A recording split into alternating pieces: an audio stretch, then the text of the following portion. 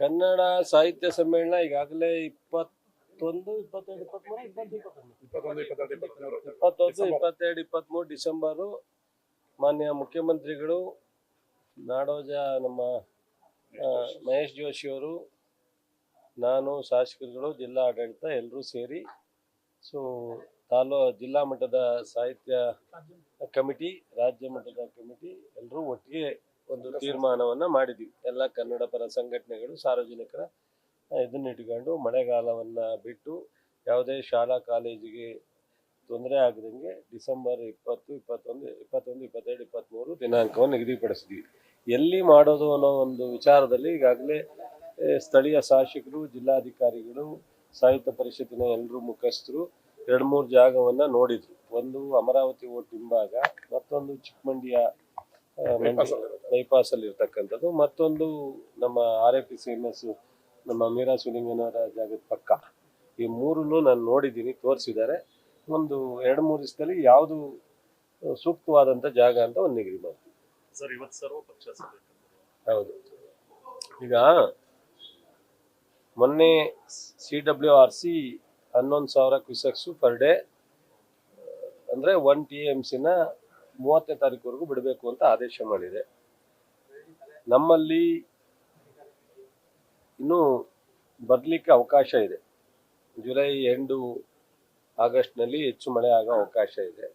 ಈಗ ಒಂದು ಸ್ವಲ್ಪ ಪ್ರಾರಂಭದಲ್ಲಿ ಮಳೆ ನಮಗೆ ಇನ್ನೂ ಇಲ್ಲಿ ಬೇಕಾಗ್ತಕ್ಕಂಥಷ್ಟು ಸಹ ಬಂದಿಲ್ಲ. ಯಾಕೆಂದರೆ 104 ಅಡಿ ಇದೆ. ಒಂದು ಕಡೆ ಕುಡಿಯೋ ನೀರನ್ನು ನಾವು ಗಮನದಲ್ಲಿ ಇಟ್ಕೋಬೇಕಾಗುತ್ತೆ, ಮತ್ತೊಂದು ಕಡೆ ಕೆರೆ ಕಟ್ಟೆಗಳಿಗೆ, ಜಾನುವಾರುಗಳಿಗೆ ನೀರನ್ನು ಗಮನದಲ್ಲಿ ಇಟ್ಕೋಬೇಕಾಗುತ್ತೆ. ನಂತರ ಈ ಜುಲೈ 15ರ ಮೇಲೆ ಭತ್ತನ ಒಟ್ಲಾಗ್ತಕ್ಕಂಥ ಇಲ್ಲಿ ನಮ್ಮ DC ಅಚ್ಚುಕಟ್ಟಿನಲ್ಲಿ ಮಾಡ್ತಕ್ಕಂಥದ್ದು ವಾಡಿಕೆ ಇದೆ. ಇದನ್ನೆಲ್ಲ ನಾವು ಗಮನದಲ್ಲಿ ಇಟ್ಕೊಂಡಾಗ ನಮಗೊಂದು ಸ್ವಲ್ಪ ಇನ್ನೂ ನೀರು ಶಾರ್ಟೇಜ್ ಆಗುತ್ತೆ. ನಾವು ಪೂರ್ಣ ಪ್ರಮಾಣದಲ್ಲಿ ಇನ್ನೂ ಒಂದು 10 ದಿವಸ ಕಾದು ನೋಡಿ ಬೆಳೆ ವಿಚಾರದಲ್ಲಿ ನಾವು ನಿರ್ಧಾರ ಮಾಡಬೇಕು ಅನ್ನೋ ಒಂದು ಇದು ಕಮಿಟಿ, ICC ಕಮಿಟಿ ತೀರ್ಮಾನ ಮಾಡಿದೆ. ಅಂಥ ಟೈಮ್ನಲ್ಲಿ ಸಡನ್ಲಿ ಈ ಆದೇಶ ನಮಗೆಲ್ರಿಗೂ ಶಾಕ್ ಆಗಿದೆ, ಏನಪ್ಪ ಅಂತೇಳಿ. ಬಟ್ ಹಿಂದೆ 2 ಸಾರಿ ಮೀಟಿಂಗ್ ಮಾಡಿದಾಗ ನಮ್ಮ ಅಧಿಕಾರಿಗಳು ಸಾಕಷ್ಟು ವಿಚಾರವನ್ನು ಅವ್ರ ಮುಂದೆ ಮಂಡಿಸಿದಾಗ ಅವರು ಅದನ್ನು ಒಪ್ಪಿ ನೀರು ಬಿಡಲಿಕ್ಕೆ ಅನುಮತಿ ಕೊಟ್ಟಿರಲಿಲ್ಲ. ಈ ಬಾರಿ ತಮಿಳುನಾಡು ಮತ್ತು ಕರ್ನಾಟಕದ ನೀರಾವರಿ ಇಲಾಖೆ ಅಧಿಕಾರಿಗಳ ಮಧ್ಯೆ ಸಾಕಷ್ಟು ಚರ್ಚೆ ನಡೆದು ನಮ್ಮ ಅಧಿಕಾರಿಗಳು ಬಹುಶಃ ಸಮರ್ಥವಾಗಿ ಸ್ಟ್ರಾಂಗ್ ಆಗಿ ವಾದಿಸಿದ್ದಾರೆ. ಆದರೆ ಅಲ್ಟಿಮೇಟ್ ಅವ್ರ ತೀರ್ಮಾನ ತಗೊಳ್ಳೋನಾಗ ಈ ಒಂದು ತೀರ್ಮಾನವನ್ನು ಕೊಟ್ಟಿದ್ದಾರೆ. ಈಗಾಗಲೇ ಕಬಿನಿನಲ್ಲಿ ಹೆಚ್ಚು ಹೋಗ್ತಾ ಇತ್ತು, ಹೆಚ್ಚು ಬಂದಂಥದ್ದು ಇನ್ಫ್ಲೋ ಬಂದದ್ದು ಪೂರ್ತಿ ಹೋಗ್ತಾ ಇತ್ತು. ಆದರೆ KRS ಇಂದನೂ ಬಿಡಬೇಕು ಅಂತ ಏನಿತ್ತು ಅದನ್ನು ನಾವು ಮೊನ್ನೆ ಮುಖ್ಯಮಂತ್ರಿಯವರು, ನೀರಾವರಿ ಸಚಿವರು, ಉಪಮುಖ್ಯಮಂತ್ರಿಗಳು ಮತ್ತು ಎಲ್ಲ ಅಧಿಕಾರಿಗಳು, ಟೆಕ್ನಿಕಲ್ ಟೀಮು, ಲೀಗಲ್ ಟೀಮು, ನಾವು ಎಲ್ಲ ಕೂತ್ಕೊಂಡು 4-5 ಜನ ಈ ಕಾವೇರಿ ಅಚ್ಚುಕಟ್ಟಿನ ಪ್ರದೇಶದ ಮಂತ್ರಿಗಳೆಲ್ಲ ಕೂತ್ಕೊಂಡು ಒಂದು ತೀರ್ಮಾನ ಮಾಡಿದ್ರು. ಒಂದು ಅಪೀಲ್ ಹೋಗ್ಲಿಕ್ಕೆ ನಮ್ಮ ಎಲ್ಲ ಅಭಿಪ್ರಾಯ ಬಂದಿದೆ. CWMA ಮುಂದೆ ಒಂದು ಈ ಪರಿಸ್ಥಿತಿ ಇದೆ, ಇನ್ನೊಂದು ಜುಲೈ ಎಂಡ್ವರೆಗೂ ನಮಗೆ ಕಾಲಾವಕಾಶ ಕೊಡಿ, ಮಳೆ ವಾತಾವರಣ ನೋಡಿ ತೀರ್ಮಾನ ಮಾಡಿ ಅಂತ ಒಂದು ಅಪೀಲ್ ಹೋಗ್ತಕ್ಕಂಥದ್ದು.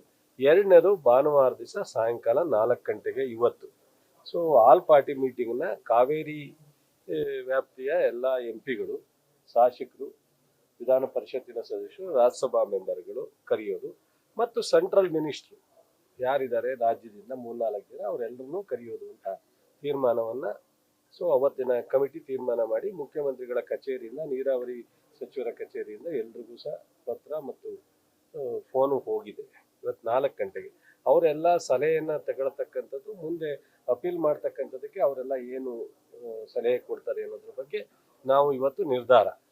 ಲಕ್ಕಿಲಿ ನಮ್ಮ ಅದೃಷ್ಟವಶಾತು ನಿನ್ನೆ ಕಬಿನಿನಲ್ಲಿ ಹೆಚ್ಚು ಮಳೆ ಬಿದ್ದು 3 ದಿವಸದಿಂದ ನಾವೇನು 4,500 ಹೋಗ್ತಿತ್ತು, ಈಗ 18,000-20,000 ಹೋಗುವಂಥ ಅವಕಾಶ ನೆನ್ನೆ ಆಗಿದೆ. ಅದರಿಂದ ನೀರು ಹೆಚ್ಚಿಗೆ ಬರ್ತಾ ಇರೋದ್ರಿಂದ ಬಹುಶಃ ಈಗ ಸದ್ಯಕ್ಕೆ ಬೀಸೋದನ್ನೇ ತಪ್ಪಿದೆ. ನಾವು ಇವತ್ತಿಗೆ ಎಲ್ಲೋದ್ರೂ ಒಂದೇನೆ ತಮಿಳ್ನಾಡಿಗೆ ಅವ್ರು ಕೊಟ್ಟಿರ್ತಕ್ಕಂಥದ್ಕಿಂತ ಹೆಚ್ಚು ಹೋಗ್ತಾ ಇದೆ. ಅಂದರೆ ಈ ತಿಂಗಳದು ಕೋಟಾ ಇನ್ನೊಂದು 10 ದಿವಸ ಅದ್ರಲ್ಲಿ ಏನಾದ್ರು ಮೇಂಟೈನ್ ಆದರೆ ಈ ತಿಂಗಳು ಕೋಟಾ ಮುಗಿಯುತ್ತೆ. ಈಗ ಆರಂಗಿ ಹೇಮಾವತಿನಲ್ಲಿ ಒಂದು ಸ್ವಲ್ಪ ನೀರು ಹೆಚ್ಚು ಬರ್ತಾ ಇದೆ ಹೊಳೆ ಹರಿವು.